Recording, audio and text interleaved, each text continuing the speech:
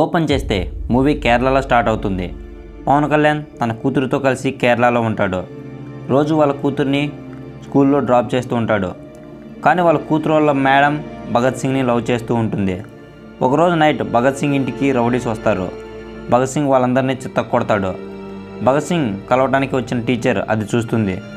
ఎవరు నువ్వు అని అడుగుతుంది. అప్పుడు భగత్ సింగ్ ఫ్లాష్ బ్యాక్ మొత్తం చెప్తాడు.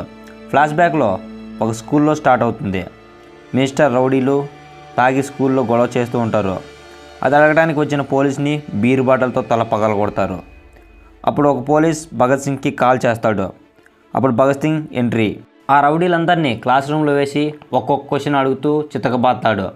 మనం గబ్బర్ సింగ్లో చూసాం కదా, దానికి మించిన హైలైట్ ఫన్ ఇది చూస్తాం. వాళ్ళందరినీ చితకొట్టి జైలుకి పట్టుకొని పోతాడు. నెక్స్ట్ సీన్, భగత్ సింగ్ వాళ్ళమ్మ భగత్ సింగ్కి పెళ్లి సంబంధాలు చూస్తూ ఉంటుంది. కానీ ఎలాగోలా సంబంధం నుంచి తప్పుకుంటాడు భగత్ సింగ్. ఇంటికి వెళ్ళే దారిలో అడుక్కునే పిల్లవాడు వచ్చి భగత్ సింగ్ని అడుక్కుంటూ ఉంటాడు. ఆ పిల్లోడిని ఒక రౌడీ వచ్చి కొట్టి ఏంద్ర అడుక్కోకుండా మాటలు పెట్టుకున్నావంటాడు. నెక్స్ట్ భగత్ సింగ్ ఆ రౌడీని కొడతాడు. ఆ రౌడీని కొడతానే ఒక 10-11 మంది రౌడీస్ వస్తారు. వాళ్ళందరినీ చిత్తకొట్టి హాస్పిటల్లో జాయిన్ చేస్తాడు భగత్ సింగ్.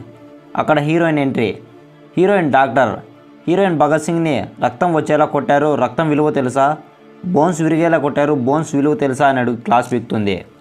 తర్వాత భగత్ సింగ్ ఇదే ఒక బిడ్డగా జరిగితే ఆ బిడ్డ చూసుకోవడానికి ఎవరూ లేకపోతే అని అడుగుతాడు. అప్పుడు హీరోయిన్ అర్థం కాలా అంటుంది.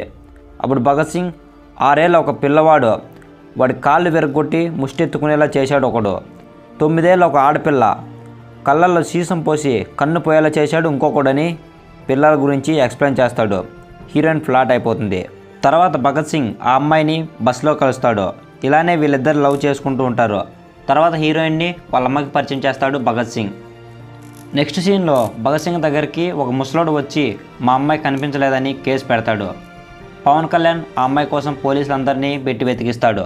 ఆ అమ్మాయిని రేప్ చేసి పడేసి ఉంటారు. కొన ప్రాణం మీద బతికుంటుంది. హాస్పిటల్లో జాయిన్ చేస్తారు.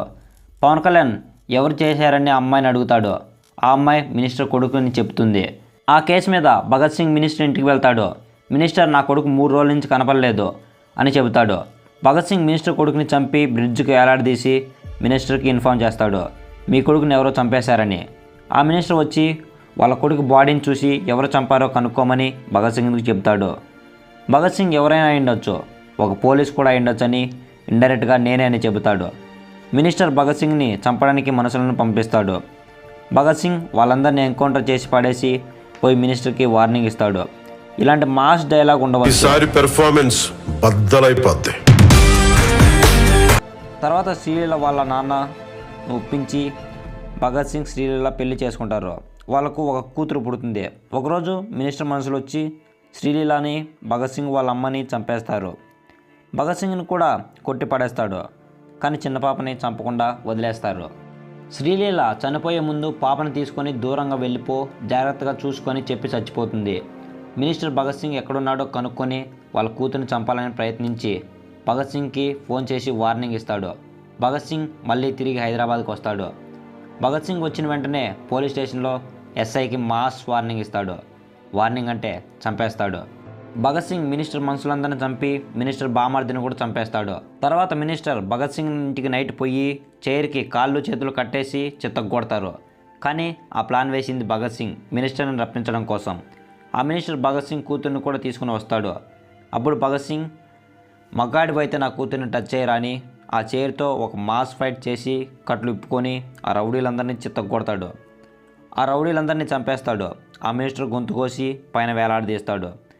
ఈసారి వాళ్ళ కూతురిని తీసుకుని లడఖ్కి వెళ్ళిపోతాడు. ఇది పోలీసోడి మూవీ స్టోరీ. ఎందుకంటే ఉస్తాద్ భగత్ సింగ్ పోలీసోడి మూవీ రీమేక్ కాబట్టి.